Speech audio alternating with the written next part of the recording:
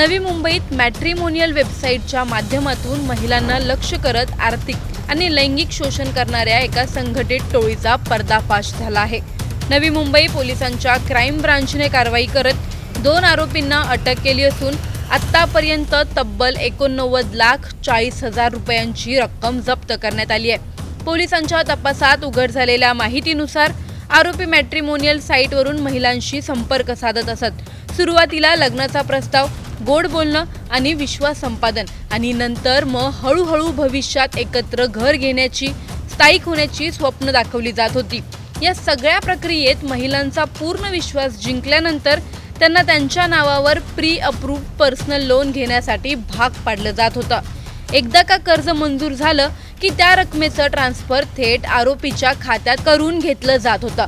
काही प्रकरणांमध्ये महिलांवर लैंगिक शोषण झाल्याचेही गंभीर आरोप समोर आले आहेत। या संपूर्ण प्रकारामुळे अनेक महिलांना आर्थिक आणि मानसिक दोन्ही स्तरांवर मोठा फटका बसला आहे।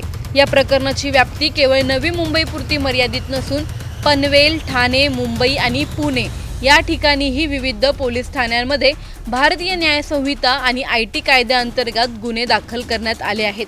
प्राथमिक तपासात तक्रारदार महिलेसह आणखी 4 महिला साक्षीदारांकडून लाखो रुपयांची फसवणूक झाल्याचं उघड झालं आहे।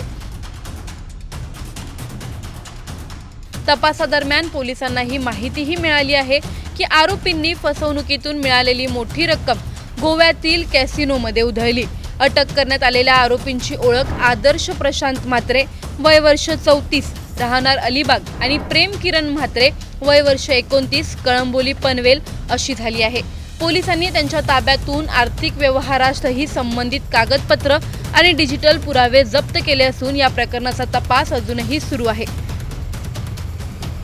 पण मॅट्रिमोनियल साईटवर विश्वास ठेवणं आता धोकादायक ठरतंय का? या रॅकेटमध्ये अजून किती जण सामील आहेत? आणखी किती महिला या जाळ्यात अडकल्या असतील? लोन देणाऱ्या संस्थांची जबाबदारी नेमकी काय आहे? डिजिटल प्लॅटफॉर्मवर सुरक्षा कमी पडते आहे का? आणि सर्वात महत्त्वाचं म्हणजे अशा प्रकारांपासून स्वतःला वाचवायचं कसं? तुम्हाला या प्रकरणी काय वाटतं? आम्हाला कमेंटमध्ये नक्की कळवा। व्हिडिओ आवडल्यास लाईक व शेअर करायला विसरू नका।